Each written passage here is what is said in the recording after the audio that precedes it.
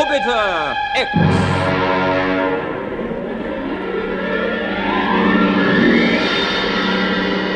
Episode 8, Marooned in Space.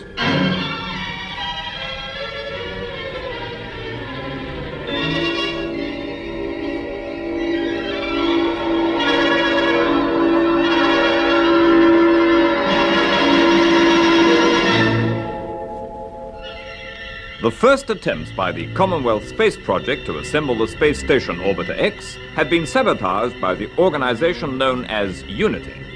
Jack Bradley, captain of the first CSP assembly crew, remains captive in Unity Earth headquarters, while Bob Britton, Douglas McClelland, and flight engineer Hicks have been compelled to help with the construction of the station.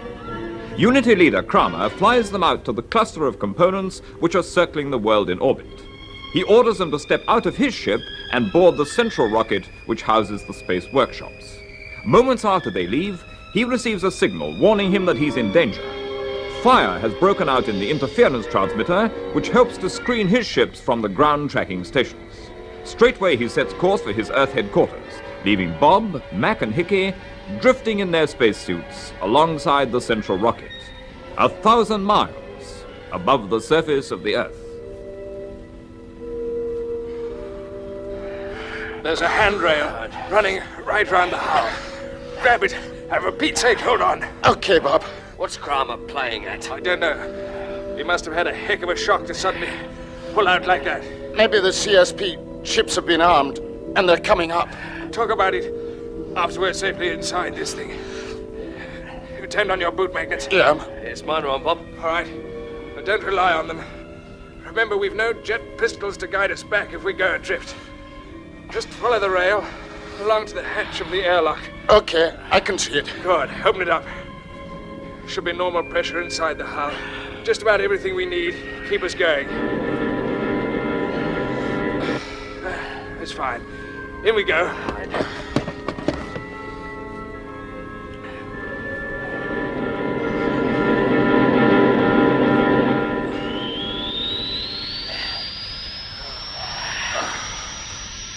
Listen to that air coming, eh? Yes, that's my idea of sweet music. Yeah. Pressure gauge is rising.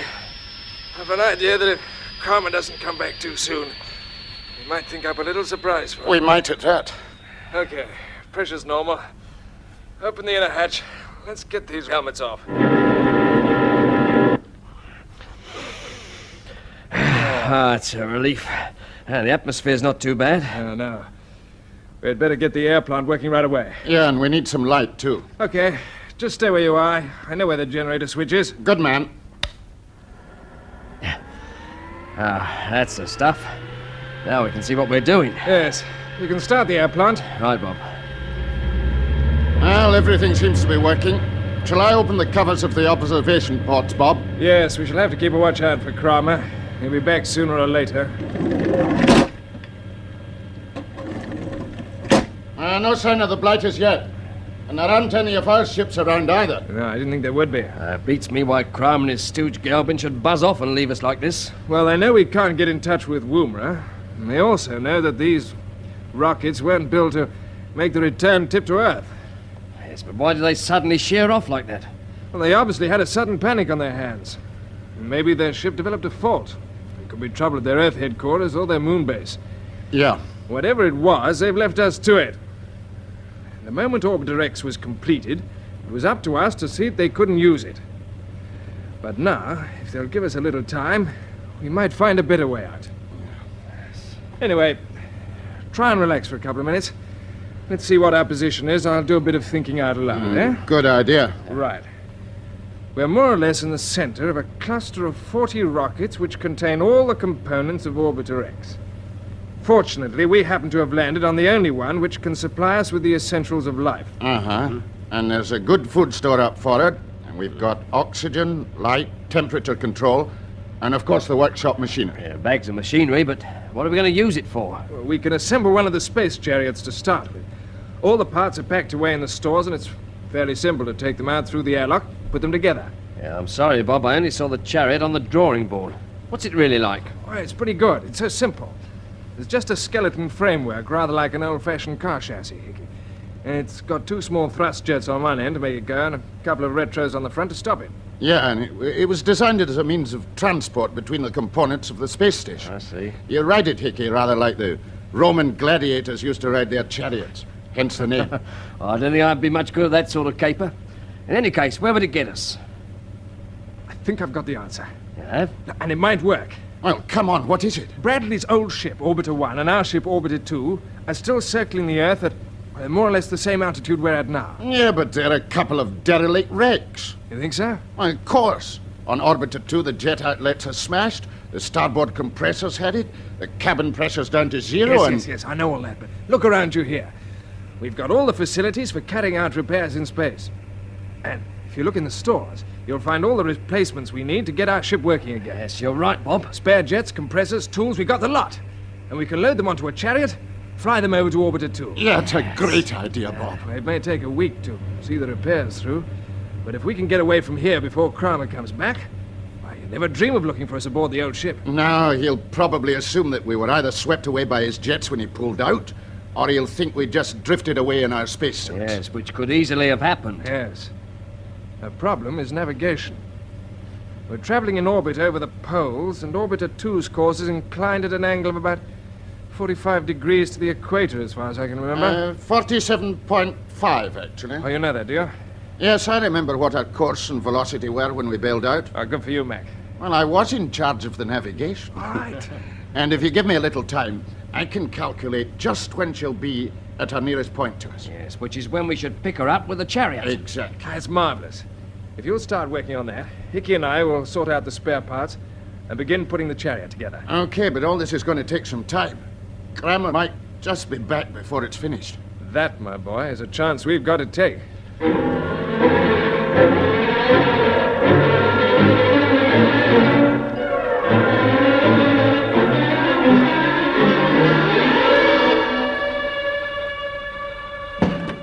Well, Gelbin, what news? Almost our entire headquarters staff are working on the interference transmitter, Dr. Kramer. But it will have to be virtually rebuilt, I'm afraid. I knew that hours ago when I made my first inspection. What I want to know now is how long will it take? Several days. And I don't like leaving Britain and his team on Orbiter X. They can do no harm. Perhaps not. But we have an emergency interference transmitter ready for service. It can work for short periods, and it would screen us from the ground monitors if we did decide to fly out and collect Britain. But why? He has no radio and no transport. No, that's true enough. Yes, I think our main concern is Woomera. We know the ships are grounded, but what is happening there? We have no information at all. What we need is an agent at Woomera. Yes, but who? What about this pilot, Captain Bradley? I understand he's changed quite a lot during the past weeks. Oh, yes. Our new methods of indoctrination work quickly. Bradley is quite ready to work for us now, but CSP believe he's dead and still aboard his derelict ship Orbiter 1. Obviously, it will be out of the question for him to reappear suddenly in Woomera. I wonder. I like to see him. Yes, have him brought here. Right. Yes, sir. Have Captain Bradley sent to Dr. Kramer's office at once, will you? Yes, very good, sir. I will see to it. Before he comes in, tell me something about him, Gilbin. Tell me about his mental condition. Well, as a result of our treatment, he's lost interest in all his old associations, including his wife and family in London. Good. He is now opposed to the Commonwealth Space Project, and politically he despises both democracy and military dictatorship. In fact, if you ask him about these things, he will repeat our own party line. He's dedicated to unity. How does he look? Well, as you'd expect. It's obvious he's been through a period of stress, shall we say. You remember his leg was broken, so he still walks with a limp. And he's lost quite a bit of weight. Does he need any drugs? No, not now. His convictions have been stabilized. So he might make a good agent. I'm sure he would, if he could be planted without arousing suspicion. Of course. What have you got in mind, Kramer? I'll tell you later. First, I want to examine Bradley myself. I shall keep the interview very short, just 1 or 2 questions, and, of course, part of the test will be to offer him his freedom. Not that he'll get it, but if he declines the offer, we shall know that he's probably reliable. Yes, I'm certain he is, but you will see. Ah, that'll be him. Come in. Oh, come in, Captain Bradley. You remember me? Yes, you are Dr. Kramer. Of course you do. Gelbin, give him a chair, and perhaps he would like a little refreshment. But of course. Let me see. You had a small fracture in that right leg of yours, didn't you? I hope it's not troubling you too much. As you see, Dr. Kramer, we've been able to take the plaster off for him. I think our medical people have done quite a good job there. Good, I'm glad to hear it. How are you feeling in your general health, Bradley? I'm feeling very well, thank you. Excellent. Here, take this. I expect you would like to drink to our new understanding. Yes, I should. To our new understanding. We've had some difficult times together, but now that is all behind us, Yes, you have been very patient. I hear that Gelbin has talked a lot of politics to you. I hope he hasn't killed your interest in the subject. No, far from it. It's very important. It is indeed. You have lived in the British Commonwealth, so naturally we've been interested in your views on that form of government. I believe you've developed some strong views. I see things more clearly now. That's most interesting. You now see faults which didn't strike you before. Yes, I do. Well, we all have to learn. What do you think is fundamentally wrong with democracy? To me, the basic fault is that there is no effort to associate scientific qualifications with political power.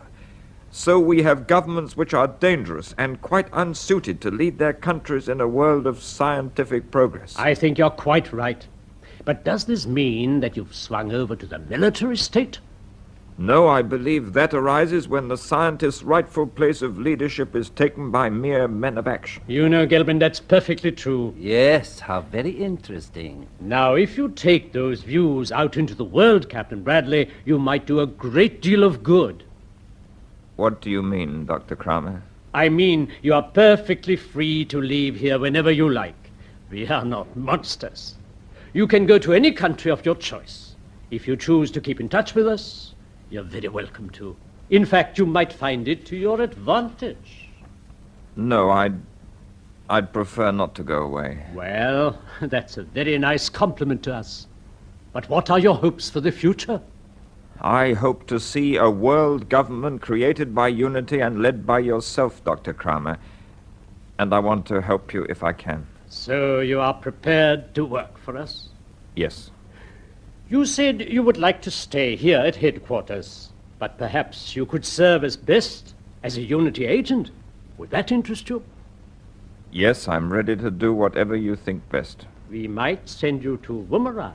What about that? Woomera. Yes, I'd even go there. Good. Now don't worry. That's all for the moment, Bradley. Off you go and try and get some rest. Thank you. I'm most grateful.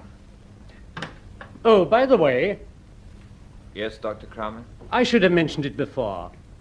I believe your wife and family are in London. How would you like to send a message to them? No, thank you. It's not important. Well, Kramer, are you satisfied? Yes, we can use him. Good. But we won't let him know the location of these headquarters. He'll have to work through a contact. Now, you were saying that the emergency interference transmitter is ready for service? Yes, we can operate it for a limited period. Good. We shall only need it to screen a very short flight. You see, Captain Bradley is going back to Woomera. But where will you have him picked up? He's supposed to be... Exactly. Our CSP friends will pick him up in the most obvious place of all.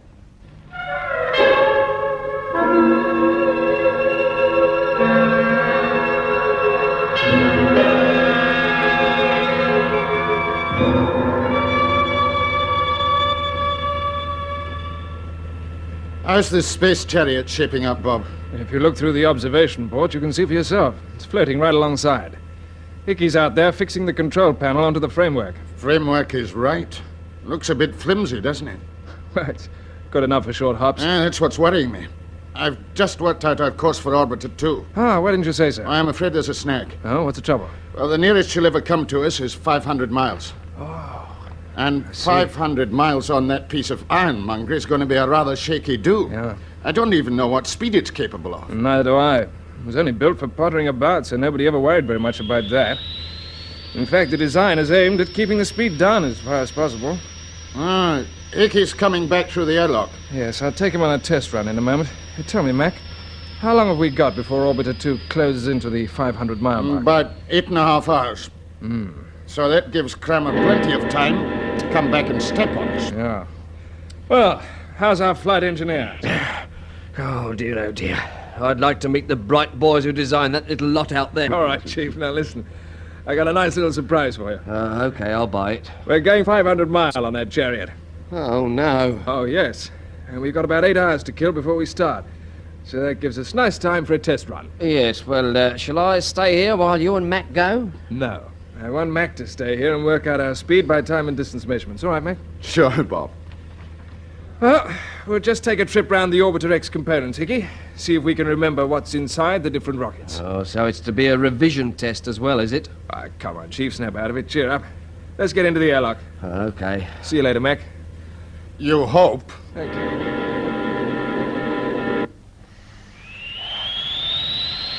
Is your helmet intercom okay, Hickey? Yes, okay. Got your anti-magnetic spanners with you? Oh, no, turn it up, Bob. You'll probably need them. Yes, I reckon I will, too. No, yes, I've got them. Pressure 0. I'll open the outer hatch.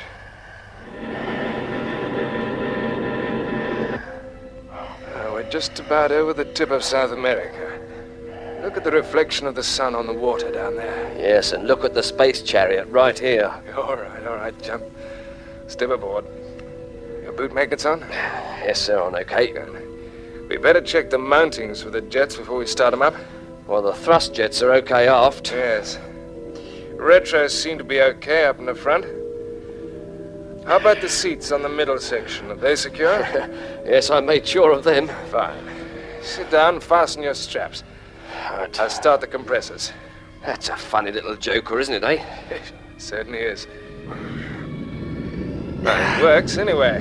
You all set? Yes, all set. And I'll open them up slowly. Right. We're moving.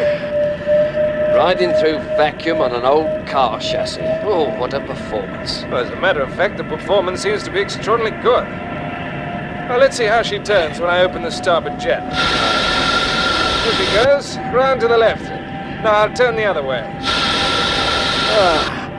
It's not too bad at all, is it? Now, before we get too far from the workshop's rocket, I'll try the retros. Right. Hold on!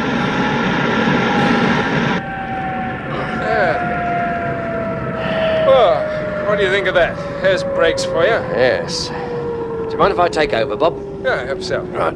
Here you get. Right, okay. Give it up. Now then, steer for rocket number 2. You can see it almost between us and the pole star. Yes, I've got it. I must say, handle's all right. Changing your ideas a bit, eh? Can you remember what's aboard rocket number 2? Yes, now let me think. The middle section of the rocket itself will be part of the space station's central hub. And the station airlock is inside, already assembled. That's right. Yes. Now, open the jets and we'll cross over to the far side of the cluster, skim round the rockets over there. Right.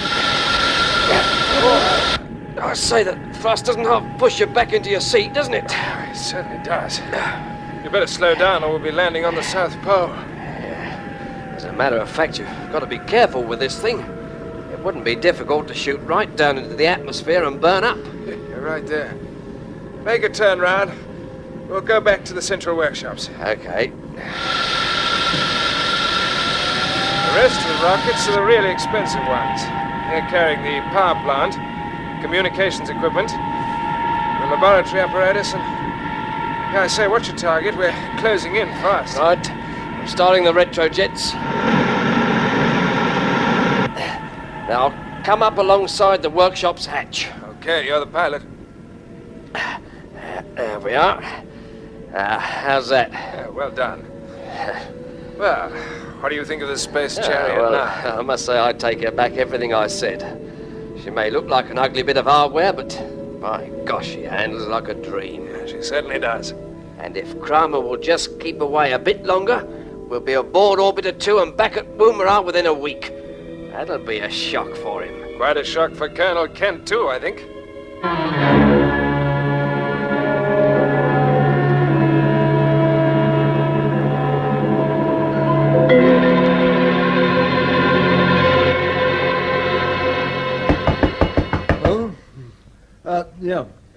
Come in. Sorry to disturb you at this time of night, Colonel Kent. All right, I was only dozing in the chair. What do you want? Could you step into the control room right away? It's very urgent, sir. What's happened? Well, it's going to shake you, sir, and I'm not kidding. We're all wondering whether we can believe our ears in there. Well, come on, man, out with it. We're in contact with Captain Bradley. What? Where is he? I know it sounds unbelievable, but he's talking to us from Orbiter 1. Orbiter 1? His own ship? This isn't a hoax, is it? No, I assure you, sir. Right, come along. When did you first make contact? Only a couple of minutes ago. We had about an hour of strong interference, and when it cleared, we heard him. We thought it must be somebody playing a crummy trick at first, but then the monitoring stations started ringing up in a heck of a panic, and they all say it's Bradley's voice. Have you alerted the direction finders? Yes, the report should be coming in now. Any more news, Arthur? Yes, direction finder says signals are definitely coming from Orbiter 1. It doesn't seem possible. I know it doesn't, sir, but you can talk to Brad yourself. Take my chair. The mic's on. All right. Hello? This is CSP Woomera calling Orbiter 1. CSP calling. Come in, please. He's there. We know he is. Hello, Orbiter 1. Are you receiving me? Hello, this is CSP Control. Hello, CSP. Orbiter 1, answering you. It is Brad. Yes, that's him. Brad, this is Kent here. Tell me, what's happened? Can't talk very much. Take your time. Is anyone with you? No, flight engineer Carter was killed by an explosion in the engine room. Wilson went out to inspect the hull. Never came back.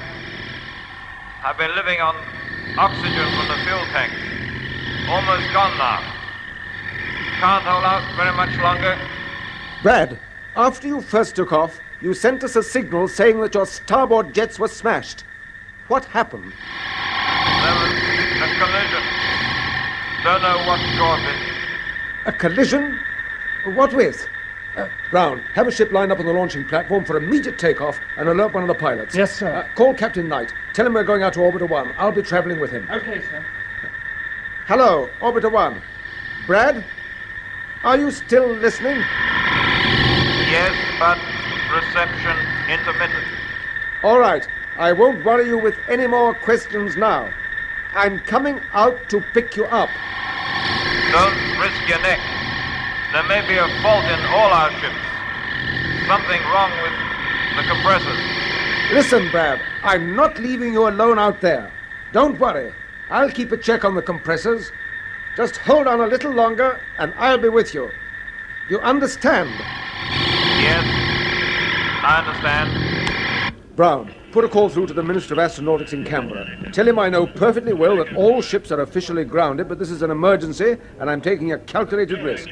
Got that? Yes, sir. Has Captain Knight been called? Yes, he's going straight down to the launching platform. I'll join him right away. I'll explain the position and see how he feels about it. As far as I'm concerned, Bradley is my personal responsibility. I sent him out, and it's up to me to get him back.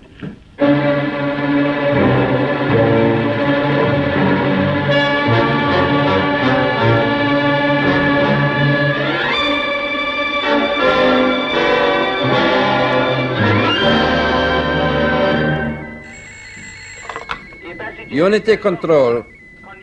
Yes. Right, very good. Dr. Kramer, Yes, Kelvin? the tracking office is feeding vision signals straight through to our central monitor. We should see Kent's ship soon after he takes off from Woomera. Good. Stand by with the predictor to check his course and turn up the sound monitor. Right.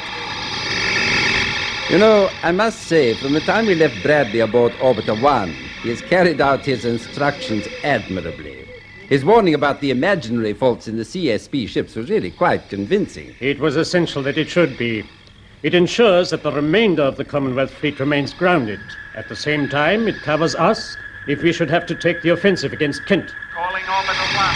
This is another signal. CSP Woomera calling Orbital 1. Orbital 1 answering you, CSP. Hello, Brad. Colonel Kent and Captain Knight have taken off safely in a relief ship. Ah, good, they're on their way. You haven't long to wait now, old boy. They'll soon be with you. Thank you, CSP. Hope they make it. Standing by. Yes, Bradley's doing very well. Ah, look, there's Kent's ship coming up on the screen now. Good. Check his predicted course. Right.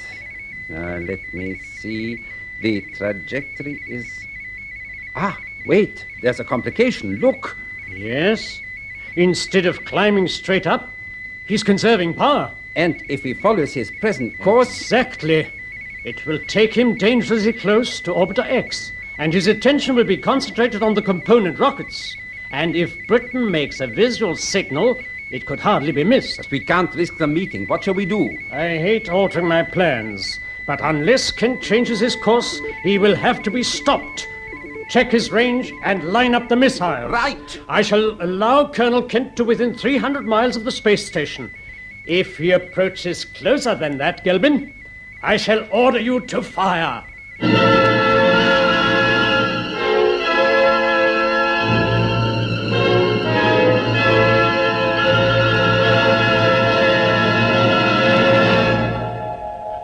That was the 8th episode of Orbiter X, an adventure in the conquest of space by B.D. Chapman. It was produced for the BBC by Charles Maxwell.